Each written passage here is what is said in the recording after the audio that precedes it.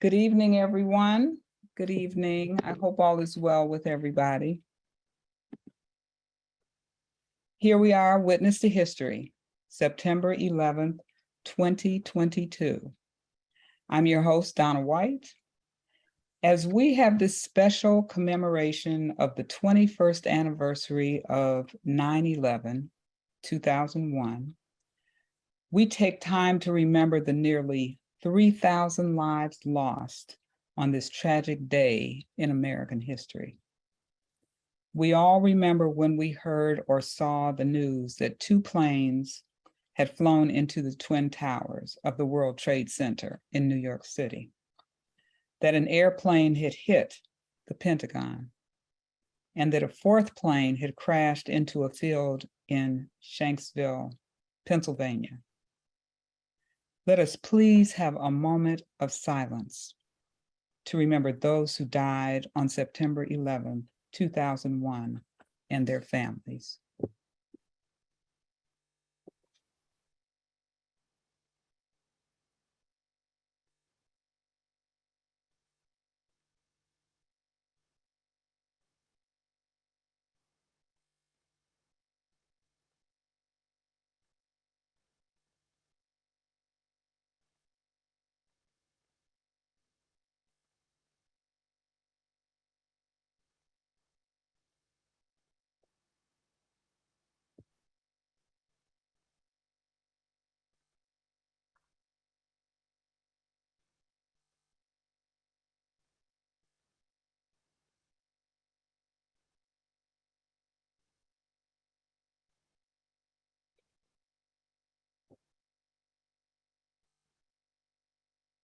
Thank you. Thank you. I'm pleased to introduce to you my daughter, Mariama Whyte, a longtime Moreland resident, who is here today to share her personal firsthand story of that day in New York City in 2001. Hello, Mariama. Hi, everyone. Thank you so much for having me today. Yes, yes. Before I come back to you, Mariama, I'd like to thank a few people, as I always do. I'd like to thank Kevin and Lee Kay for your unwavering support of the Moreland community as we continue these conversations among Moreland residents.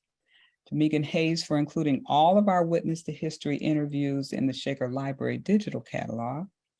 To Theo Darden for promoting Witness to History, and of course, to John Dutton, my creative and technical partner on Witness to History. Thank you all. Thank you all. Every month I have to thank you. Hello again, Mariama. Hello, Mother. As we looked at this date on the calendar, September 11th, 2022 happens to have fallen on a Sunday. And so the decision was made to honor this day. And many of us have stories that we can share after Mariama tells her story of the day that she was in New York City on 2001. But what I'd like to do first is to ask Mariama to tell us about why you happened to be in New York during that particular time. Well, I was pursuing my theater career in New York City. And so for some time, probably between 2000 and 2001, I was back and forth from Cleveland to New York auditioning. That summer of 2001, I auditioned for a show called All God's Children Got Wings, a Eugene O'Neill show off Broadway. And I landed it. And so September 4th, 2001 was actually when I actually packed everything up and moved permanently to New York City. So that was why I was there, to be a part of this show. And it was extremely exciting for me because that was my first gig. That was my first theater gig in New York City. So that's me on Times Square, just having a good time, not knowing what was going to happen literally a week later. So when did you actually move to New York City during that time? So I moved, actually, it was either September 3rd or September 4th, I had been back and forth auditioning. So there would be times where I would go and I would stay with family or stay with friends. But this time I actually moved up September 3rd or September 4th, 2001. And I stayed with a friend of mine who knew I was coming up. And if anybody has ever pursued Broadway or pursued theater in New York or know anyone who has, it's always nice when you have friends there so you can stay with people that you know, because it's a hustle. Yeah, so it was a week before September 11th. So Mariam and I are going to have this conversation about what was happening in both of our lives that day. So September 11th was a Tuesday, if we all recall. And it was a Tuesday, right? I was going to work. I was going to work. It was a normal day. Mariam and I were talking on the phone. And so as I was driving to work, we just had a normal conversation. And it was a beautiful day. It was absolutely clear. And so Mariama shared with me that she was going to rehearsal. She was going to rehearsal. So I said, okay, well, have a great day. Have a great day. And then I can recall driving. I was close to work and I heard something on the radio that the DJ had gotten an alert saying that he had heard something about an airplane in New York flying in an area that was a surprise, but didn't know anything else. That was all that he said. So I didn't give it any more thought, honestly. I thought it was a small plane. That was what I envisioned. I kept going to work. So when I got to work, everybody was glued to their computer.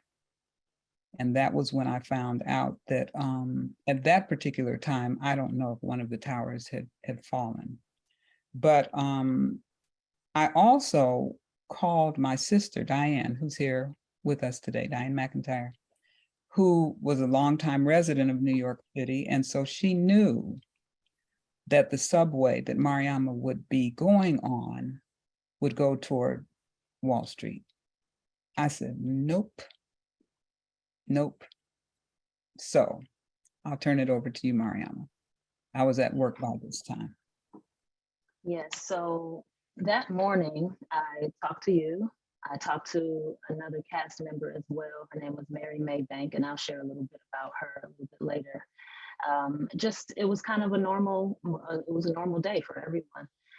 And I lived in Brooklyn, and the area of Brooklyn that I lived in was called Flatbush, and it was pretty much at the end of the subway line in Brooklyn.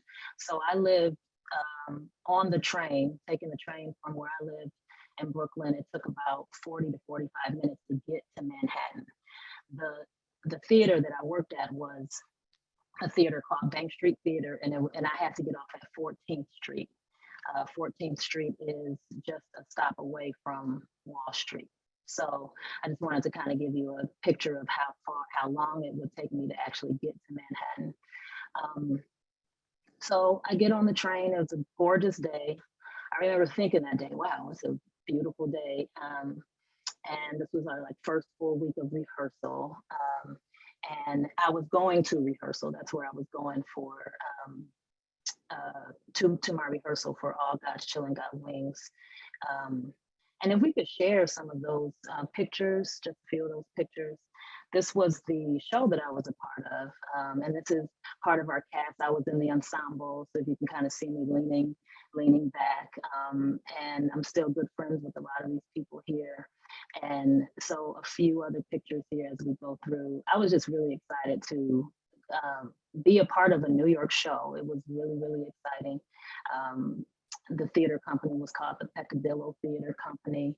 And we just had a really good time. So before 9/11, we had been rehearsing for about a week. We had only been rehearsing for a week. We can keep going a little bit further through the slides. So I was just really excited to get to work. And so as I was going to work, I got on the train. I took the 2 train, normal day, going to rehearsal. Those are some backstage, some BTS, some behind the scenes there of my time. And of course, you can see there the date that is, of course, when we opened the show. That was a little bit later on. But so I was on the train, and I think I was probably reading a book like I usually do. And the last stop in Brooklyn is Fulton Avenue. So, and this is an underground train. I just want to give you that as well. So I didn't know or see anything that was happening above. Um, so I get to Fulton Avenue. That's the last stop in Brooklyn. And from Fulton to the first stop in Manhattan, we have to go, it takes about 8 minutes. It's about a 7 or 8 minute ride from the last stop in Brooklyn to the first stop in Manhattan, which would be Wall Street, which is where the World Trade Center was. So as we're approaching Wall Street, the train just stops, kind of slowly stops. And we didn't really think much of it because there's always traffic underground and trains stop all the time, just for traffic. However, the conductor was basically, he told us, he said, ladies and gentlemen, we're not quite sure what's going on, but we just have to stop here for a moment. We can't really see much ahead. And so we were just, a little confused, not really alarmed, but we just thought maybe there was heavy traffic underground. However, I overheard a guy down who came on the train in Brooklyn, in the last stop in Brooklyn. I overheard him at the other end of the car, of the train. He said, "Oh, I wonder if this has something to do with, a plane. There was an accident with a plane." We didn't know what he was talking about, but apparently when he was waiting for the train in Brooklyn to go to Manhattan, he must have overheard what was going on. All of these things everything was happening as we were underground. So we didn't quite know what that meant, but we were probably sitting there maybe 6 or 7 minutes. Now that is a long time. Usually if you're stuck underground, maybe 2 or 3 minutes, that's not really alarming. But we were stuck for a long time. And we just kept thinking, we were like, well, let's just go back to Brooklyn. We didn't know what was going on.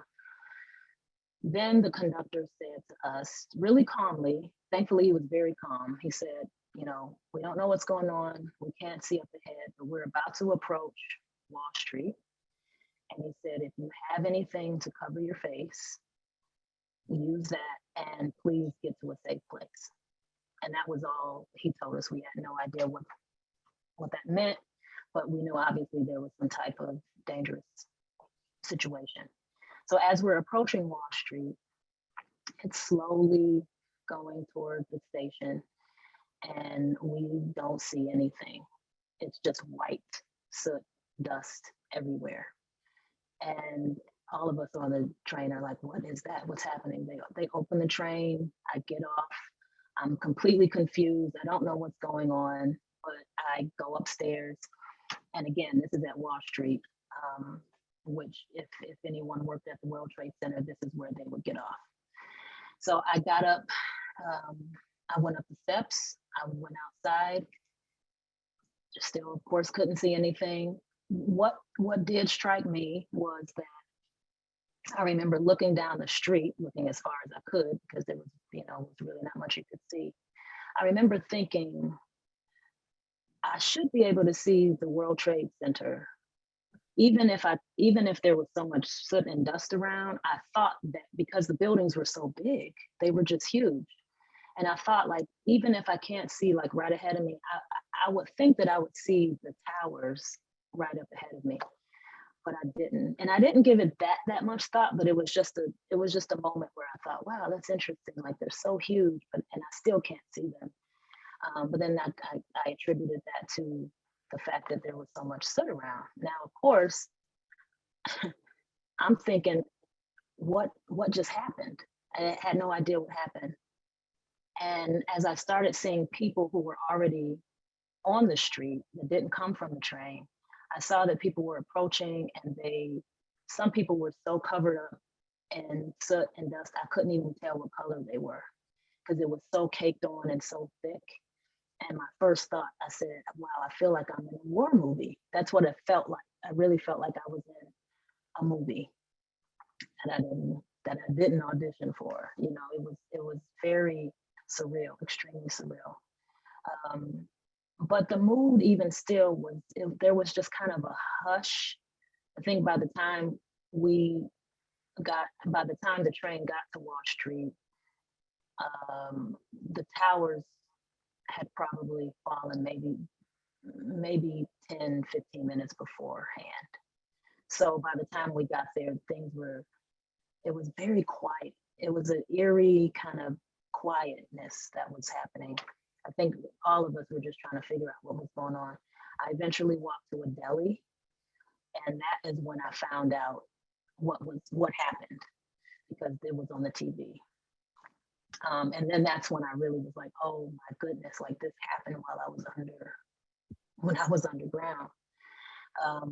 I went to the bathroom. I had to clean myself off because I was covered up by then. Not as much as everyone else, but I did have a lot of dust and everything on me. And I was just, I was frightened, but I also had this feeling of like, I'm going to be okay. I'm going to be okay. I just have to figure out where I'm going. Can I Sure. interject here? Because as Mariama was going through this experience, I already knew where she had to travel. So I'm here in Cleveland at work at Cleveland State, and the university evacuated.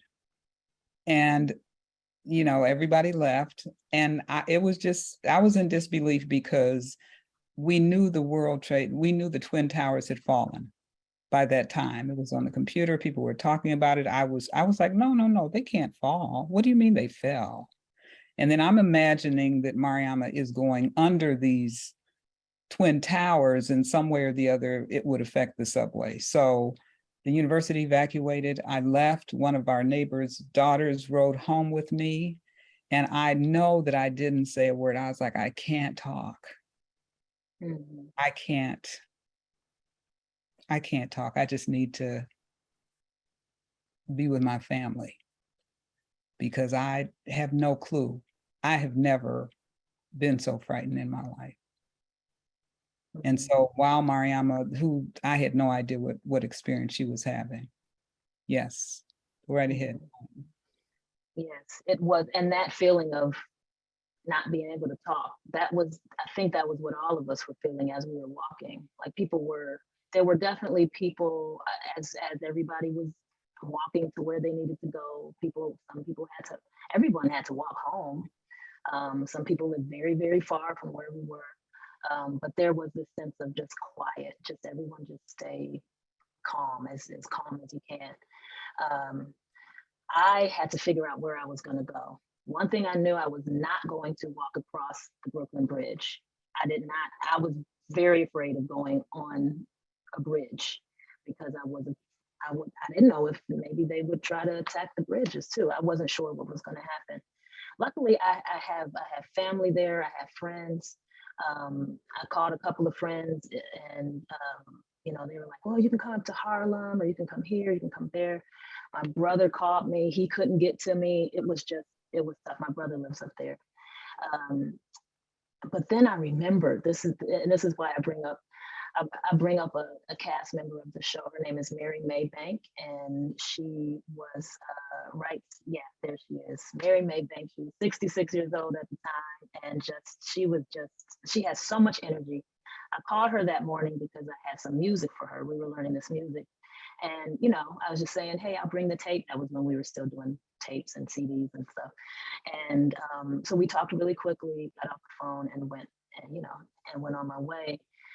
Mary Maybank invited me, because she knew I was from out of town. She invited me over to her apartment the night before, on that Monday. She said, oh, I'll cook you some fish and some rice and beans. And I said, okay, I'm coming.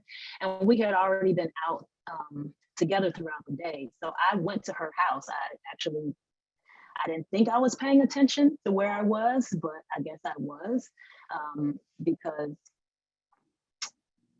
once Tuesday happened, I said, all of a sudden, I remember, I said, let me see if I can go to Mary's house. Because Mary, I knew she lived around 20th something in Lexington. I wasn't quite sure the exact address. But I remember the night before when we were walking to her house, there was a McDonald's that was a little bit further down her block. And I just remember her high rise being down the street from this McDonald's. So I really felt like God brought that back to my remembrance on that Tuesday, that next day. I said, oh, I'm going to find Mary. There was a lady who was walking with me, and she was so kind. And as people were walking, you could see people praying. There were people just helping each other out, you know. But there was this woman who was walking with me, and she just wanted to make sure that I was going to be okay, because I told her I was from out of town, and I really didn't know New York that well. And then I remembered, I said, oh, let me go to Mary's house. And I asked her, I said, do you know a McDonald's near Lexington Avenue, somewhere on the east side? She said, I know exactly where it is. And she walked me to that McDonald's. And as soon as I saw the McDonald's, I looked down the street and I saw Mary's house, Mary's apartment, her high rise. And I remember just really like thanking this woman. And I remember walking to her apartment, and I was like, I'm gonna stay with Mary. You know, I didn't even know if she was there or not. I got to Mary's, I talked to the doorman. He told me she wasn't there at the time, but he said she had just stepped out, but she'll be right back. And by this time, of course, you know, you're probably wondering how were you able to talk to anybody? Right before I was able to get to Mary's house, I finally got in touch with my best friend, Aisha. I tried my mother, I tried everybody. I tried Aisha, I tried my father, I tried everybody in our family, and the only person I could get in touch with was with Aisha. And cell phones weren't working, right? Yeah, cell phones weren't working, so we had to use the pay phones. So there were these long lines of people, you know, waiting for the pay phone. And that's why I always say we should still have pay phones, because we never know. So I finally got in touch with Aisha, and so that was such a relief for both of us. And then she called my mother, and that was how my mother was able to know that I was okay. But I hadn't talked to my mother yet. So I get to Mary's house, she's not there. Before Mary gets there, then I got on a payphone and I was able to reach you. I was able to reach you, mommy. That was when I called you, and I was like, oh, she answered the phone. And I tell you, that conversation, I don't even know how long it lasted, but I remember telling you the other day, I never heard a sound, you know, like that before, you know, just it was relief and it was grief and it was pain all at the same time, you know. But I just needed to let her know that I was okay. I'm going to stay at Mary's house. She's probably like, who is Mary? You know. But I was safe. I was safe. And I really felt throughout the whole journey getting to safety, I really did feel led to safety. There was a sense of an eerie peace that was happening. I don't even know how to really explain it, even in the midst of all that was going on. So eventually I see Mary, and she has 2 bags in her hand. And I mean, if you ever have to walk with anyone in New York, she walks really, really fast. and I saw her, she was walking, and she said, oh, Mariama, she said, I prayed for you. As soon as we got off the phone, all this stuff happened, and you couldn't answer the phone because you're on the train. And she said, and I was praying that you would come to me, that you would come to my place. And that's where I was, and that's where I landed. She actually she bought shirts for me, and she bought some undergarments for me. She knew that I would show up. She really was my angel. She really was my angel. And I stayed with her that night. She said, oh, you can stay as long as you want. You know, I stayed with her that night, and we were just stunned by everything that was happening. That night, I mean, that day too was such a beautiful day. I remember we were both outside, and on the side of town that she lived in, it was just like blue sky everywhere, and you could see in the distance this cloud there. So we were just talking about how ironic it was that the sky, I mean, had absolutely no cloud in the sky. And so I stayed with Mary. That night, finally, when I was able to just kind of sit and breathe, I took out I think maybe she gave me a notebook. I had to write what I was feeling. I don't know if I could really talk about it. And I started writing a song. where I didn't know it was going to turn into a song, but it started off as a poem, and I eventually wrote it into a song called "In Times of Peace and War." I later recorded it a few years ago when I did The Lion King, and I had two other co-writers on there with me as well. And so that song is one of my, it's a real treasure for me because it was birthed out of that moment. And it's called "In Times of Peace and War." And that's where I really felt like I was. It was this, of course, war happening, but also I had such a sense of peace that I was going to be okay in terms of my safety. But the song really is about, in the midst of all the chaos and the peace that we have, what do we live? What do we fight for? What do we die for? So I just want that to was my, interject. yes. I just want to interject here. I remembered saying to Mariama on the phone when we finally did connect, I said, I have to say this because I'm your mother. You don't have to be there. And that's all I'm gonna say. Of course. I said, that's all I'm gonna say. Right. It's up to you. And, I knew you were there because that was where you should be because you were pursuing your career. Yes. And we went on with the show. It's so funny. I mean, not funny, but thinking back, I'm like, I can't believe we had we didn't have a full rehearsal the next day, but we came together and we just all talked. We had a chance to just really, talk things out. We talked a little bit about the play, but they didn't really give us the time. They didn't give us a day off or anything like that. But it was also very nice for us to see each other, just to like see each other and like touch each other. So the play, I think, opened October 13th. It opened on my 26th birthday. So I think I have a picture where my family came, where everyone comes up for the opening night. And we were all there, all there. Yeah. And so that was an experience, being able to see my family after just a month before all of this was happening. So that was my experience. It's sometimes hard to recall it and to talk about it because it's like I remember it like it was yesterday, but at the same time, it does feel like 22 years ago, 21 years ago. And I'm just so grateful that I'm here to share my reflections and to honor those who have passed.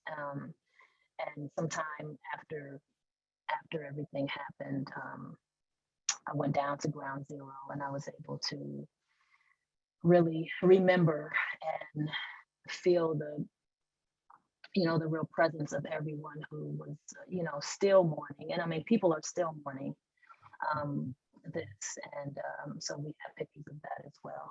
And I don't know if anybody tuned in this morning. Of course, there's always, each year, there's a reading of every life that was lost. And at 8:46, at the time that the North Tower was hit, there's always a moment of silence to remember 9/11. So take us to the song and tell us about these memorials. Sure. So this song is, again, "In Times of Peace and War." When I recorded it, so I started writing it in 2001, of course. I recorded it in 2003. By this time, I was doing The Lion King. I was in San Francisco at the time, and I didn't know how it was going to sound. I just knew that I needed to record it. I needed to release it. I needed to release it out of my body. By this time, I had pretty much the full, the verses and the chorus. My partner at the time, we were actually walking down the street and I was singing the melody to him. And then he said, "Oh, I can add this." He's an amazing singer. And he added some more melody and Xhosa, which is his language. And then we invited the man who played Mufasa on it as well. So it's a real collaboration of voices, of culture as well. And we'll play it for you.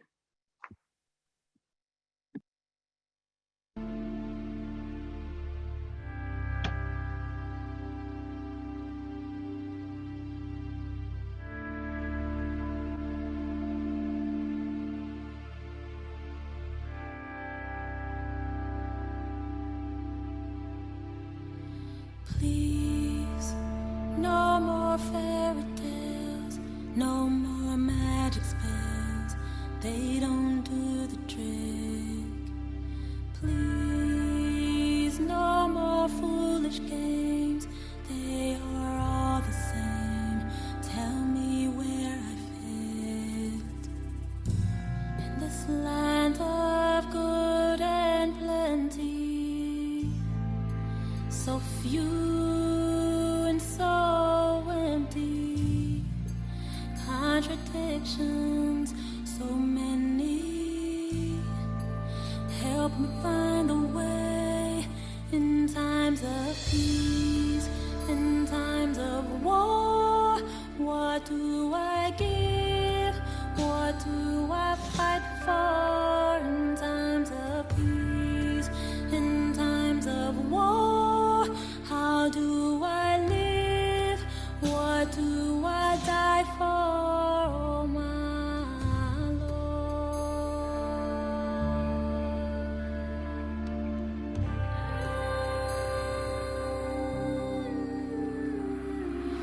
We don't need substitutes for the absolute. Where does the truth lie? Here, stuck inside the gray, with no words to say, seems the safest place to hide. In this land of endless sorrow, so many more tomorrows, contradictions bent and borrowed. Help me find a way in times of peace, in times of war. What do I give?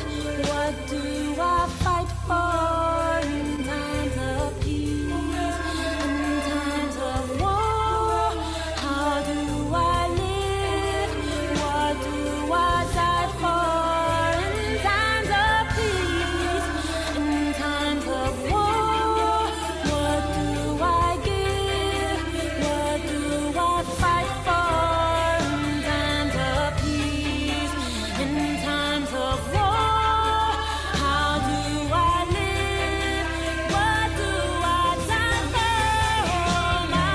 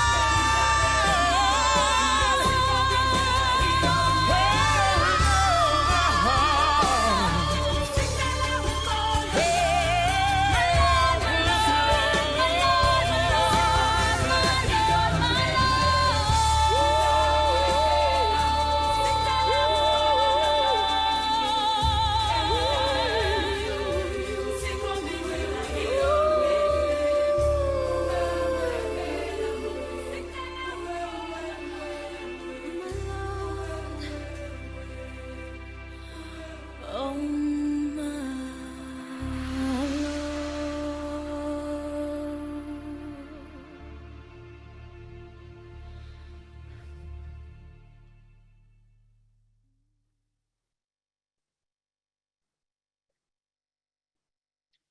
So that's my, oh, my stuff. Born out of That's the 9/11. song, born out of 9/11. And I'm sorry, I forgot to mention the band. Everyone who was a part of this song was a part of the Lion King. So the musicians that play were in the band as well. So it was a real collaborative effort. It was a beautiful blessing to have everyone a part of this project, this song. Thank you, thank you, thank you, Mariama. Thank you. Thank you. And, you know, we'd like to open up for questions, or anybody else want to share their thoughts about 9/11, their remembrances of that day, in ways that, you know, we can put on our recording today. This was just Mariama's story, unique story, and, you know, really a very emotional day for us because she happened to have been in New York at that particular time. Does anybody want to share or ask any questions? You can put questions in the chat.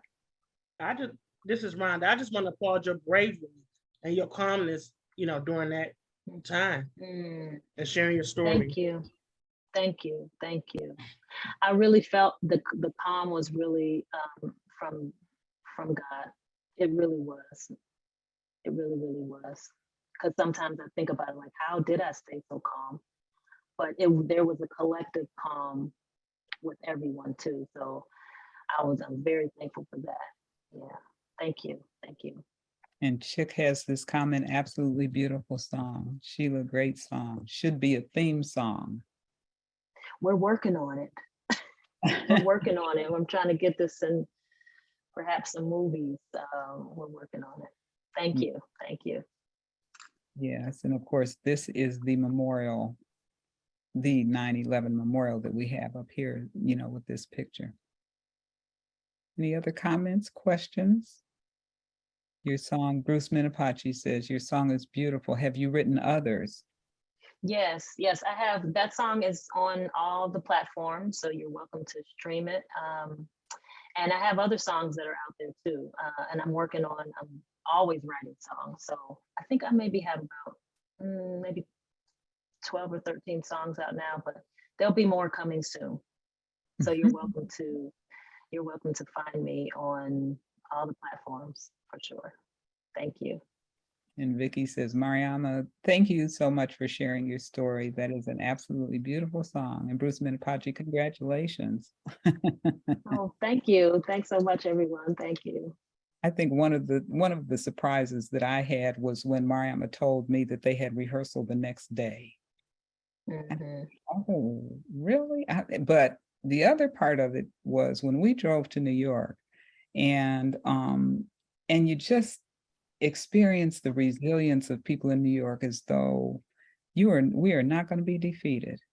We are Mhm. not going to be defeated because people were going about their lives, and not to say that they were not concerned that something like that could possibly happen again, but it also was evident that people were demonstrating to the world, you know, what their response was, that you're just not going to stop us.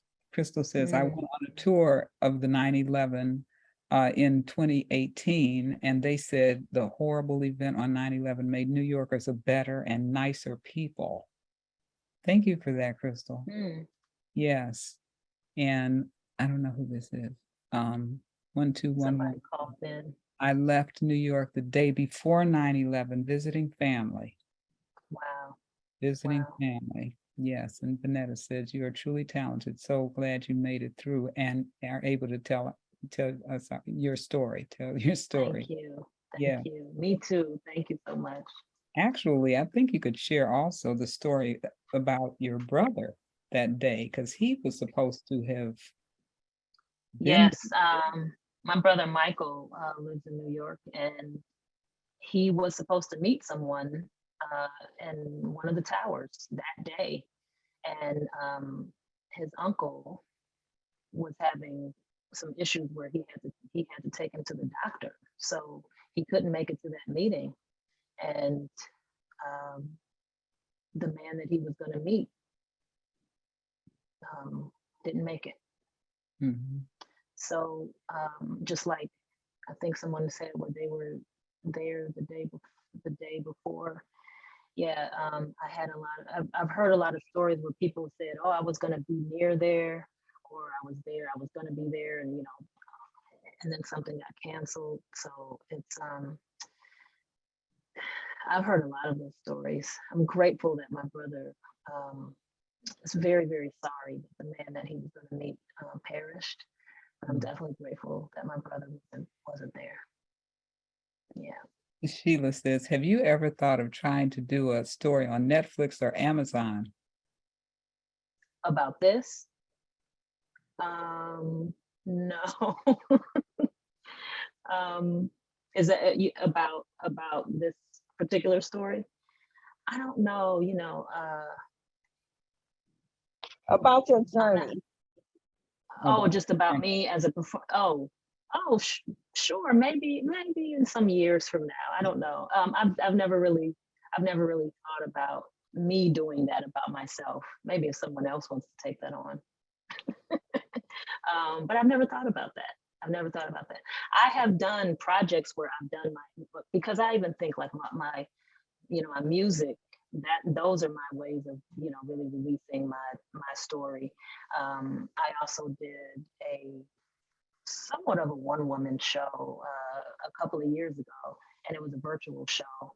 So I definitely have that in me, but I've never thought about doing it. I've never thought about like taking it to Amazon or a Netflix platform, but maybe one day. Put it in my spirit. Here's Mel, Gwen, and Yeah. Tina say, awesome song. Love it so much. I can feel in the song what you experienced. May God continue to bless you with more songs in the future.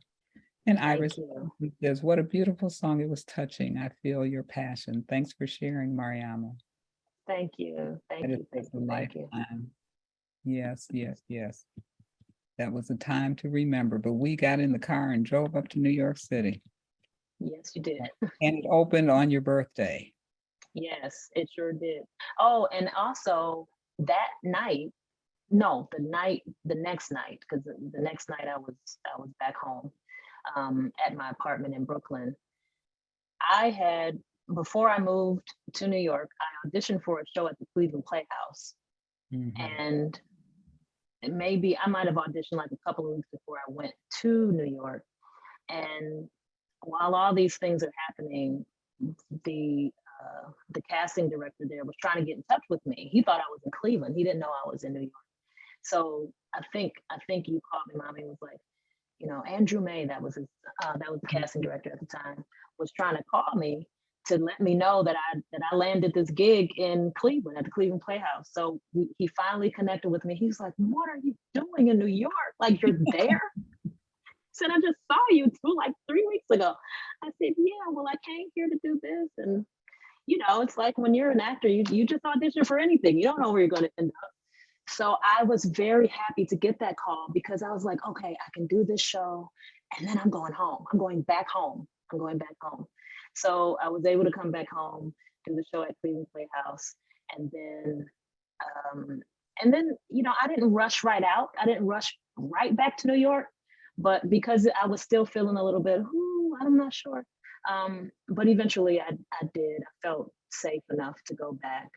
And that's when I started my journey into Broadway touring. So I had to go back in order to get back into the auditioning world and audition for The Lion King. And so in 2003 was when, and it was, although I wanted to, in my mind, before 9/11, my whole idea was I want to go to New York and I want to stay in New York. I want to be on stage, on the Broadway stage in New York. But then when 9/11 happened and I ended up getting a tour, it was actually a relief because I didn't have to feel this feeling of, there was still this kind of eerie feeling of, what if this happens again? Like, where are we going to be? So it was nice to be on tour with the show that I wanted to do. So that was fun because I was able to travel around the country with that show. I had mentioned that when I was at work and I called, on 9/11, and I called home Diane was here. Diane had not moved to Cleveland, and Diane's on our call today. She was not living in Cleveland at this time, but she was visiting our family. And so it was comforting to me to be able to be with my sister because she knew New York so well. And so I didn't come home, I didn't come to my house, and everybody was really just glued to the TV. And that was not what I wanted to do. It was just unbelievable what was happening. But it was there that Aisha finally called me. I was at our parents' house and Diane was there. And then Mariama called. But once, I had heard, from Aisha, I was more at peace. But then hearing your voice, made all the difference. Just to know that you were really safe. It was really quite frightening because nobody really knew what was going on. Nobody really knew what was going on. It's Bruce Minapachi. And sorry. Okay, this is a comment. This is from Bruce Minapachi. My friend Bruce Minapachi, thank you for being here. I am struck by how people pulled together then in New York City to a degree in the United States. How things have changed. How do you feel about our national climate now and our potential for people pulling together? That's a good question. Mm-hmm. Well, I think unfortunately, and we have definitely instances of groups of people pulling together. But in terms of everyone pulling together, there seems to always be some type of divide. I feel like, I hate to say this, but I feel like unfortunately, sometimes these tragedies happen. I don't want to say they have to happen, but I feel like when they happen, that's when everybody remembers that we're all human, and that we can put our political and all this other stuff aside and like really care for each other. I pray that we never have to go through anything like this again to see that. My whole thing is I wish we could just really be able to just see each other as one, really. That's my philosophy. But things have definitely changed. Things have definitely changed. You would think something like that would make us better for the short and the long term. But, we go back to our habits, unfortunately. Well, it's definitely important to remember. Yes, definitely important to remember. Definitely. Yes. Being there in the midst of everything and just the climate, like afterwards, after everything happened, of course, there were just things that I would just see on the street like I never saw before. Now, New York is one of those type of places where you can see everything. You can see all types of things happening, and you don't really give it much thought because New York is such an eclectic and beautiful place of different cultures and things, but after everything happened, you would see people praying together on the street. You would see people just talking to one another that you knew weren't necessarily friends. There was definitely a feeling of, what do you need? How can I help you? That was, and honestly, New York people are actually like that anyway. New York has kind of this always kind of had this reputation of people being like really hard and like, they're in such a hurry to go to where they want to go that they don't really care what's going on. But New York really, I've always had a feeling of, New York people, especially because it's such a tourist place, like they can be very, very helpful. Where do you need to go? Even for me, I mean, there were times where I didn't know where I was going. I had to ask somebody, how do you get to so-and-so? And they just let you know. That particular day, it was even more pronounced because everybody wanted to make sure that people got to where they needed to go. The lady that was walking with me, she had to go all the way up to, she said she was way at the end of the line in the Bronx, which is very, very far. It's like the furthest most borough and she had to walk all the way up there. I mean, everybody had to walk, but she was even more concerned about me. She said, "Oh yeah, I'll take you to the McDonald's." She wanted to make sure that I got to where I was going, and then she was able to get to where she went. And so that was very comforting to me, because I didn't know where I didn't, and being in, I didn't know where I was, but also although I saw what was going on the TV, like I knew what I saw, but I still didn't know if I really understood the magnitude of what was happening. In my mind, I just needed to find somebody that I knew that I could find safety, and then I felt like I could just like, breathe. Yeah. I want to read this comment from Crystal. There was a design competition for the 9/11 memorial, and the simplest design was chosen because it could relate to people the most, and it was so calming. Walk in a memorial tends to do that. Thank you for that, Crystal. It is calming. Yeah. Thank you for that. That's great. Thanks for sharing that. Yes, Sam and Mrs. Hooper. Yes. Mariama, thanks for sharing your story on the song, especially the arrangement was gorgeous. Yes, it did. Thank you. So glad you're able to get all your Lion King people to help you on that. This is the way it built was beautiful. Thank you. Both my sisters were in New York at the time too.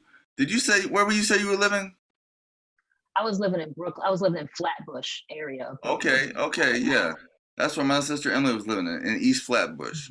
Really? Yeah, and she was at the time she was director of education for Lincoln Center Theater, and her husband was getting his master's at NYU at the time, and my other sister Paula was there visiting them, and so her husband kind of got trapped underground with the subway, and we didn't know for many hours where he was, with no cell service and everything too. And he was one of those people who was covered in the ash like you. And he was talking about feeling like there were dead people in his hair, because it was just that eerie type of thing, And also only had 2 nephews at the time, now I have 4.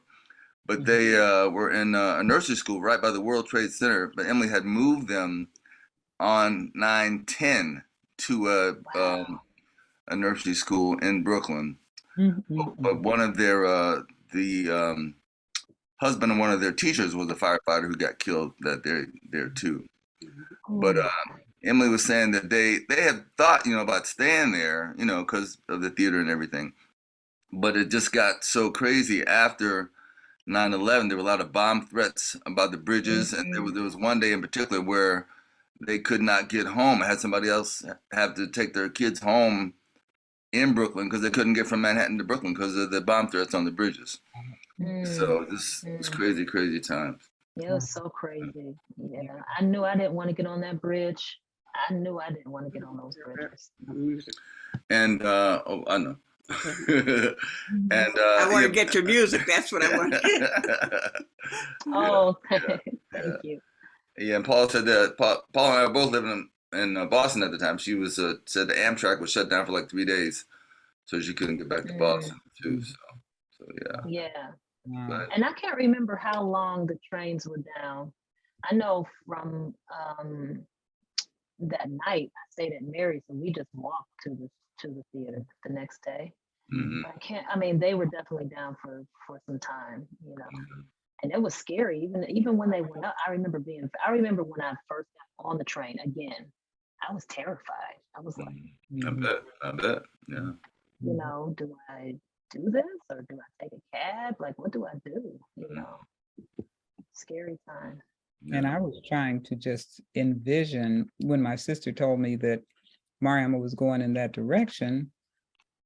I was like, so I don't understand. I mean, it was just so confusing. The fact that even when somebody explained to me that, the Twin Towers had collapsed, I was like, no, because I wasn't looking at it. I wasn't looking at it on TV. And I was like, no, that couldn't happen. It must be the smoke that you see. And so then I really just tried to get out of my mind that Mariama was anywhere close by. But we had just happened to have that conversation in the morning.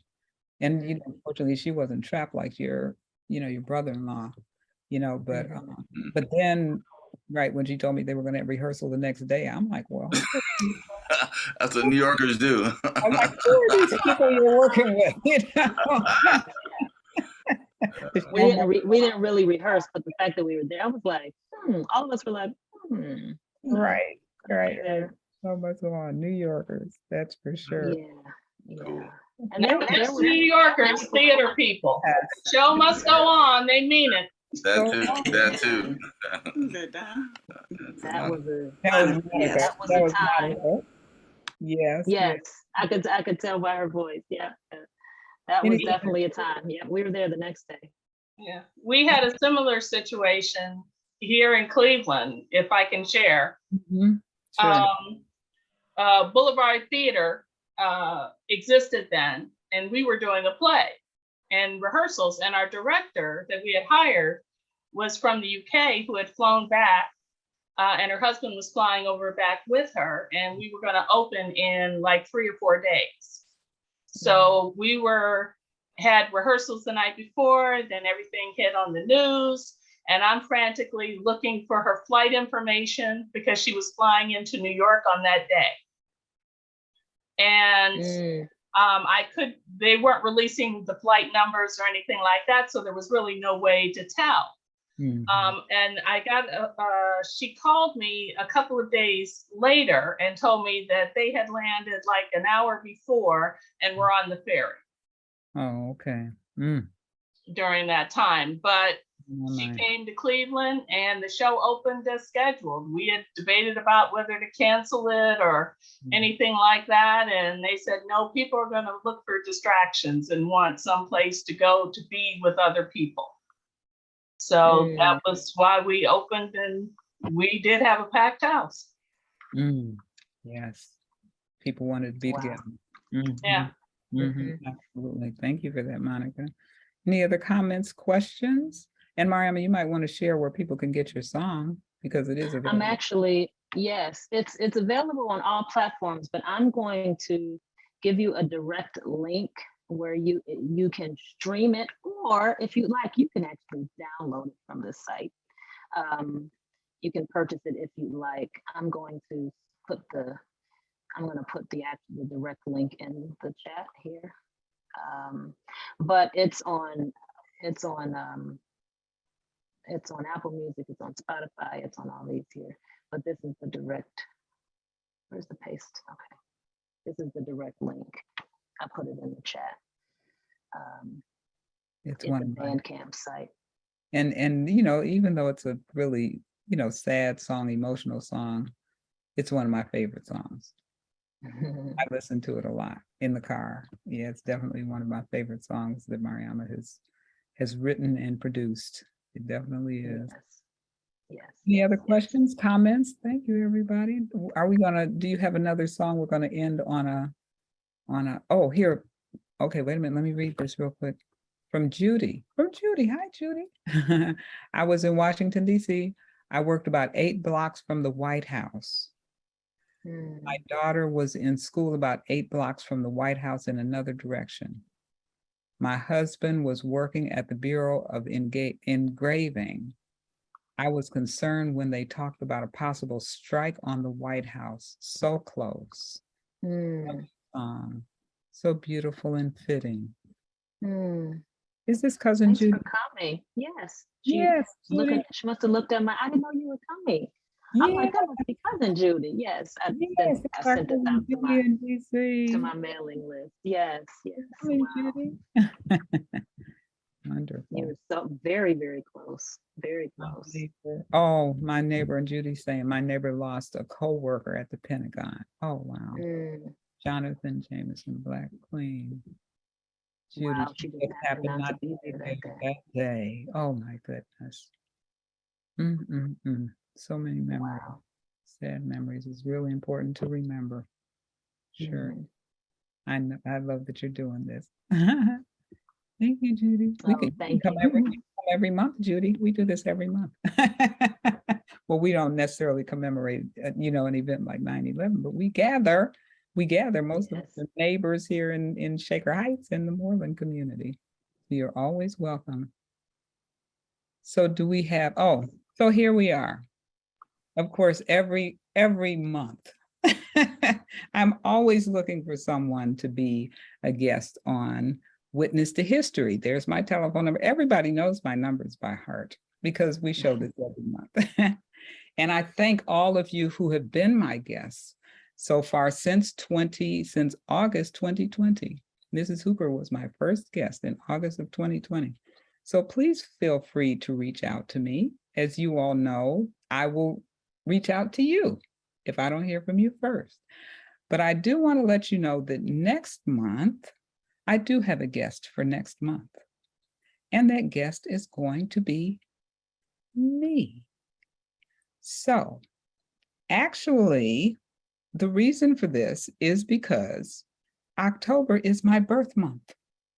And the 16th happens to fall on a Sunday, everybody. So you all are all invited to the party. So October 16th, please mark your calendars. Please mark your calendars. And there have been a few people here and there who have asked me when I'm going to be the guest on Witness to History. So I said, well, you know, who knows what's going to be happening in October next year. So I'm going to seize this year, this moment, if you don't mind. And please plan to join me on October 16th. I might even bring some pictures when I was, you know, much younger. All righty. So I hope that all of you will be able to join us October 16th. So that's the third Sunday of October, not the second Sunday. So please mark your calendars. Thank you. I think we're going to end on so we have a happy song here, one of Mariama's songs. We're going to end. Thank you, Mariana. Thank you so much. Thank you. Thank you. Thanks for coming. Thank you. Thank you.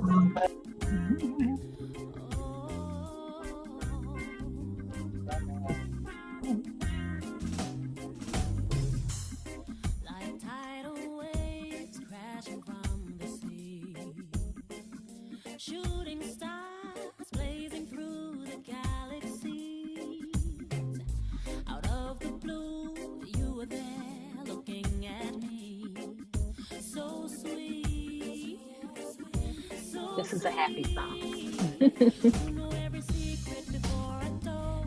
You treated my heart like precious gold. Yeah, oh, oh, oh.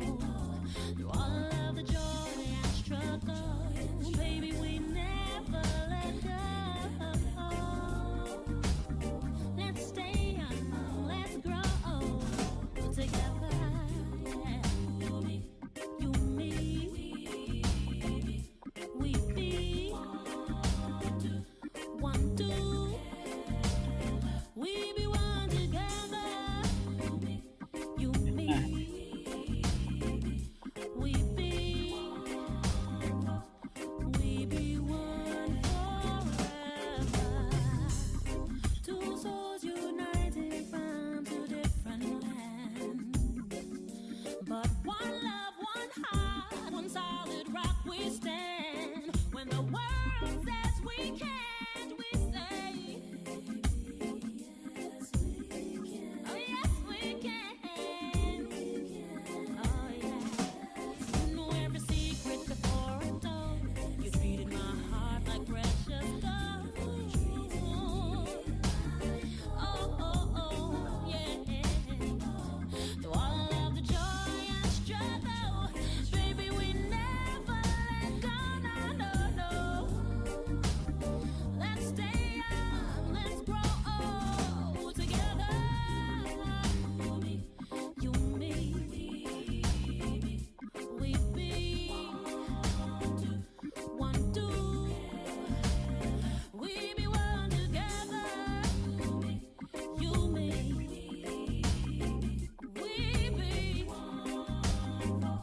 we be one forever. I am yours and you are mine, hand in hand, walking in the light.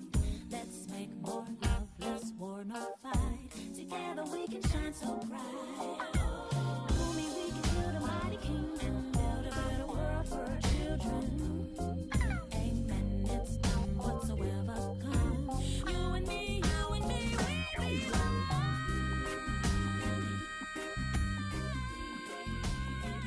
you, everybody, for being here with us this evening.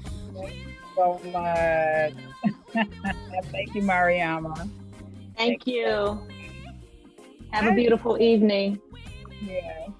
See everybody next month. Mark your calendar. Bye-bye. Bye-bye. Glad to be there. All right. Take care. Take care now. Thank you all. Thank you.